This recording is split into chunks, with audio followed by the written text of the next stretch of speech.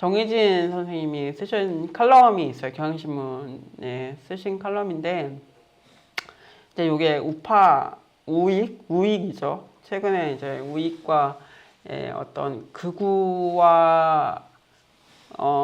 극우화된 사람들과 이 사회적인 갈등이 심해지면서 이걸 어떻게 볼 것이냐, 뭐 이런 얘기들을 이곳저곳에서 하고 있고, 뭐 토론회도 하고, 뭐 이렇게 연구하시는 분들도 계속 얘기를 하고 계시고, 이렇게 다양한 의견들이 나오고 있는데, 이 내정과 공존이라는 그런 칼럼에서 좀 그런 그런 문제에 대해서 조금 언급을 하셨어요. 그래서 이제 제가 이해한 정희진 선생님의 입장은 이게 극우라고 해도 그 사람들의 존재 자체를 거부할 수는 없고, 어쨌든 그 생각에 대해서 비판하는 것과 존재에 대한 비판을 조금 구분해야 되고, 어떻게 공존할 것인가를 찾아야 되지 않느냐, 뭐 이런 얘기를 하셨는데, 또 진보적인 사람들도 어떤 분들은 단호하게 처벌하고 단호하게 뭘 해야 되는 물리력을 쓰든 아니면은 그냥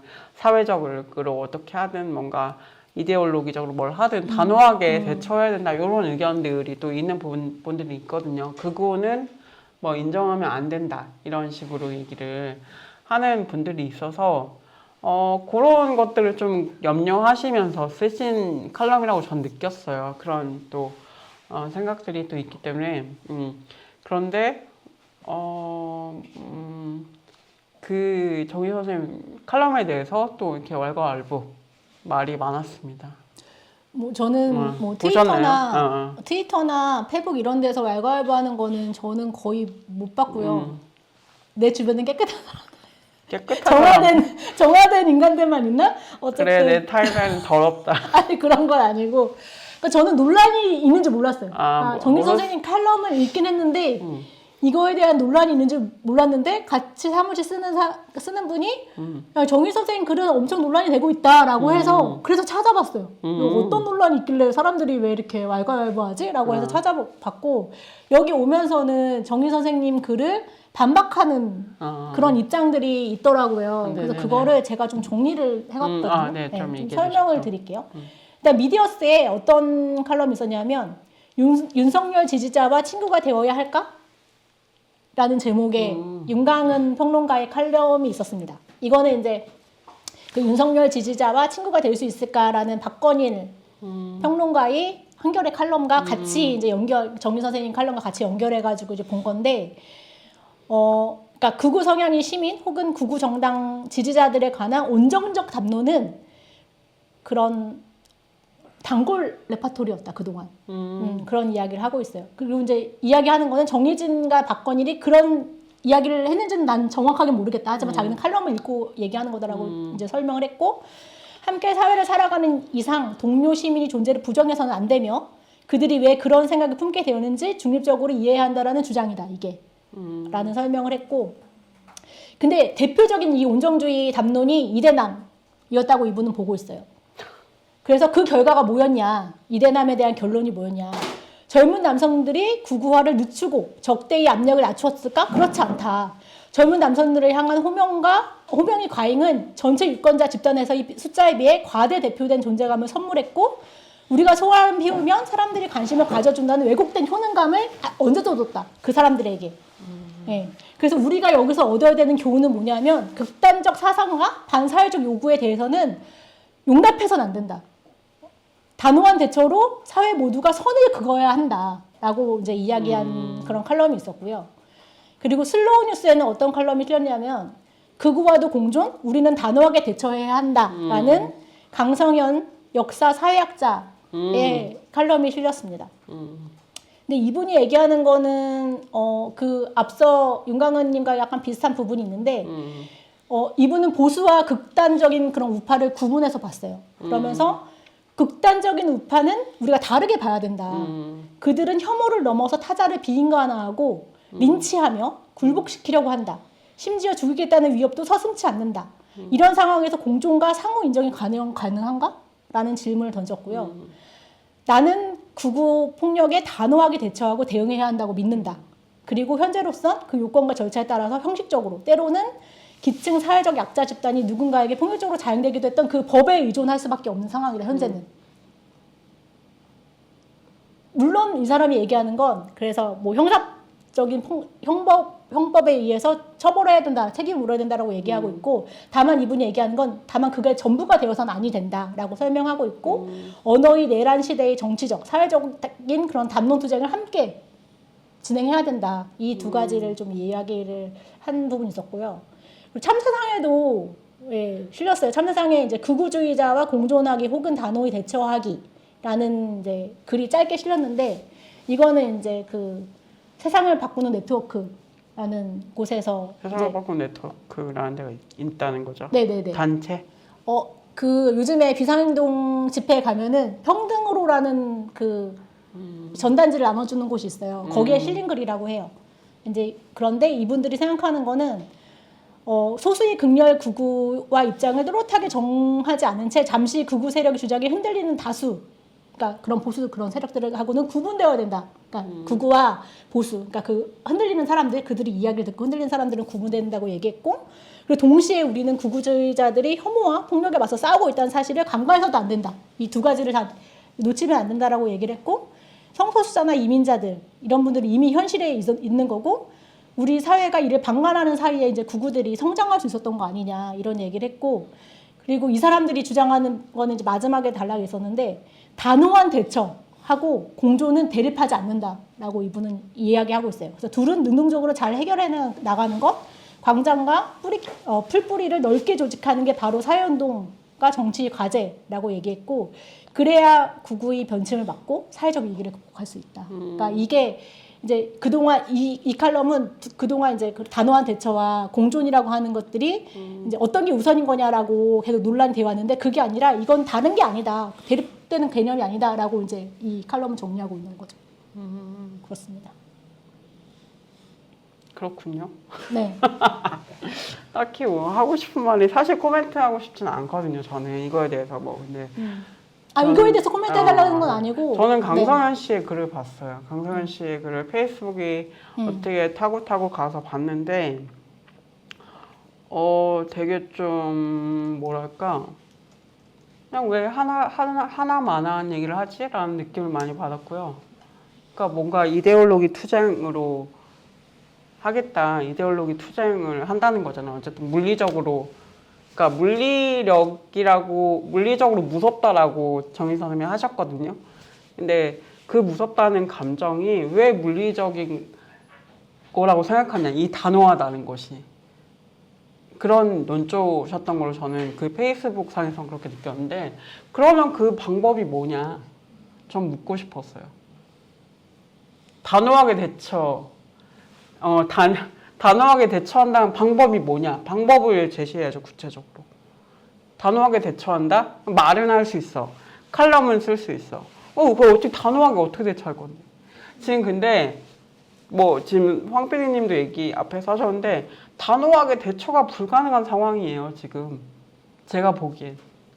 단호하게 법이 작동하길래 지금 법적으로 이거 합의가 안 된 상황이야. 합의가 무너졌어, 다. 그래서 단호하게 대처가 안 되는 거예요, 아닌가요? 저는 그렇게 느끼고 있거든요. 지금의 문제는 단호하게 대처를 해야 돼. 옛날 같았으면 단호하게 대처하고 이런 생각 자체가 용인이 안 됐어요. 근데 지금 이런 사람들이 너무 커졌다고.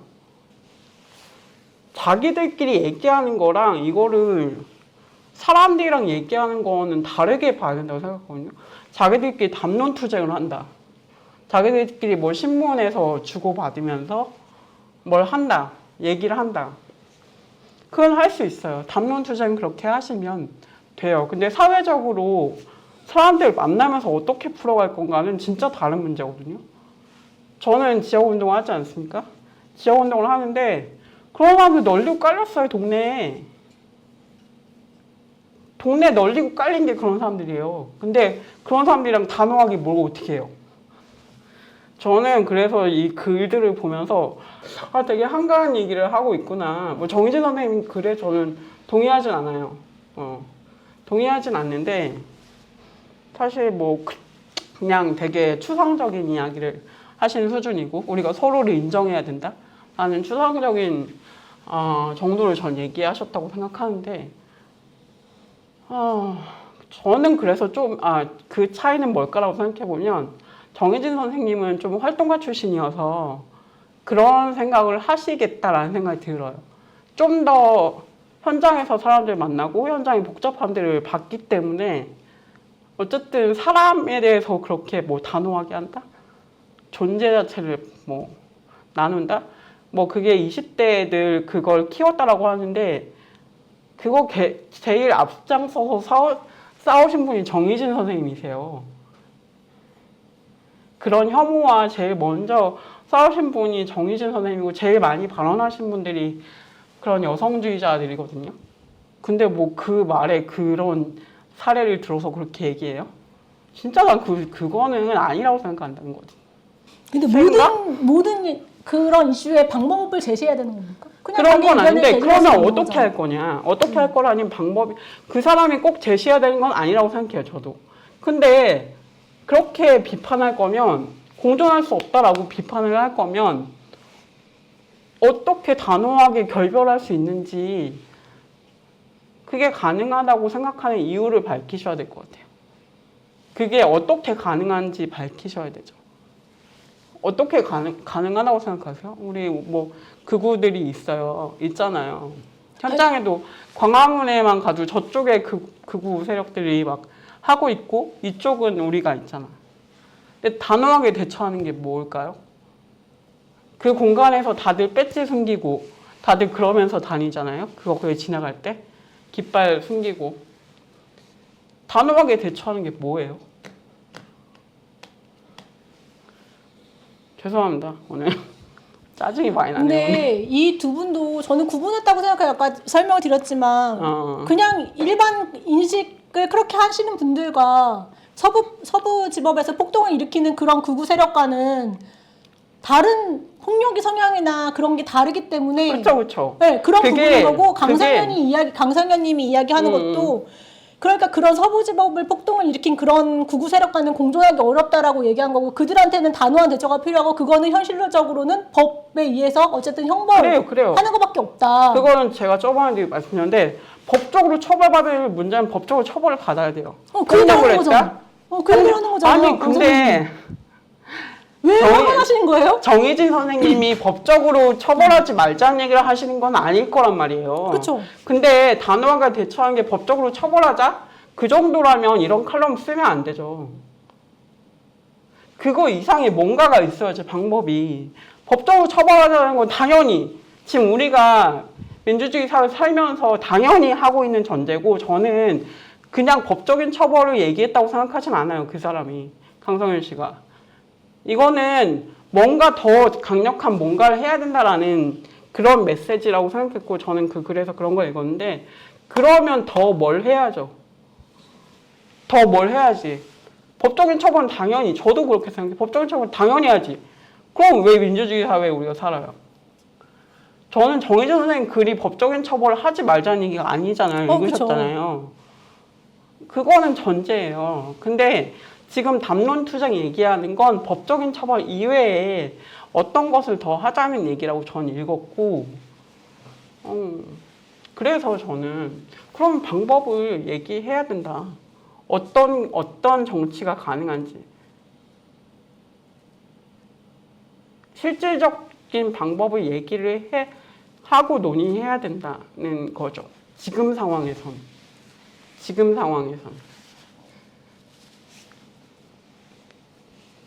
그렇게 생각합니다, 전. 예. 그런 글들이 되게 좀 한가하게 느껴진다? 되게 죄송하지만. 그런 생각을 좀 많이 했습니다, 저는. 저는 좀 뭐랄까요? 저는 두 가지 글 다 공감했거든요. 그러세요? 네, 전 둘 다 공감했어요. 그 강상현님 글도 그렇고 박건일님이 쓴 거나 정일 선생님이 쓴 거나 윤광은 님이 쓴 거랑 다 그냥 각자 본인이 생각하는 거를 이 시대에 얘기하고 있다라고 생각을 했고 그리고 뭐랄까 저는 이제 무엇을 할 거냐 실천 이런 말씀하셨는데 저는 글 쓰는 것도 실천이라고 보거든요. 아니 글 쓰는 그래서 이렇게 얘기하는 것도 나는 당연히 그들이 해야 하는 역할이고 해야 한다라고 생각을 하는 편이었어요. 근데 저는 어떻게 느꼈냐면 그분들이 그런 사람들 만나도 되지 않는 안전한 공간에 계셔서 그렇게 얘기할 수 있다고 느꼈어요. 그러니까 생활 세계에 있는 게 아니고 그냥 자기들 비슷한 사람들만 만날 수 있는 거야. 그게 가능한 사람들인 거야. 그래서 그래서 이 사람들이 이게 가능하구나 이렇게 생각하는 게 이게 너무 되게 좀 별로랄까? 그러니까 지식인으로서 되게 별로라는 느낌이 들었던 게 이 사람들은 그냥 자기 편하고 말통하고 그런 사람들과만 얘기하면서 살고 있고 한 번도 정말 물론 만나셨겠죠? 아니 그 강소연님은 제주도 살았고 4.3 항쟁 그런 거 이야기하면서 그 칼럼에도 써 있잖아. 그러니까 생활 세계에서 그런 사람들을 설득할 일을 마주쳐 보시지 않으셨나? 라는 생각이 죄송하게도 들었습니다. 사실 그런 사람들을 만나면 그런 사람들의 존재를 단호하게 대처하자. 물론 단호한 부분이 있어요. 근데 단호하게 해야 되는 부분이 있어요. 그런 분들 만나고 해서 단호하게 하지 않는 것이 아닌데 지금 황피디님이 걱정을 많이 하시는데 네, 일단은 근데 저는 생활 세계에서 어떻게 만날 것인가 이 고민이 좀 더 됐으면 좋겠습니다. 강성현 씨 글이나 이런 거보다도 저는 또 그거보다 문제적인 거는 정인 선생님의 그 논조를 너무 과잉 해석하신 거 그게 문제였다고는 생각을 하는데 사실 이 포인트는 정인진 선생님 포인트고 그냥 이건 제가 말씀드린 제 포인트, 제가 짜증난 포인트를 말씀드린 거고 정인 선생님과는 약간 거리가 있고 뭐 물론 생활 세계에서 어떻게 생활하시는지까지는 전 모릅니다. 근데 그러니까 이게 구체적인 뭔가 현장이나 구체적인 접점 없이 이야기된다는 느낌을 받았는데 저는 아니라면 반론을 해주시면 감사하겠습니다. 아니다. 나는 생활 세계에서 이렇게 접점이 있고 이런 사람들 구체적인 현장에서는 어떻게 될 것인가를 고민하고 쓴 글이다. 그런 단호함이 필요하다. 그런 방법을 저한테도 알려주시면 저는 너무 도움이 될 것 같아요. 네. 저는 뭐 그런 폭력이나 이런 건 당연히 단호하게 대처해야죠. 막 앞에서 극우적인 발언을 한다던가 그런 걸 참지는 않습니다.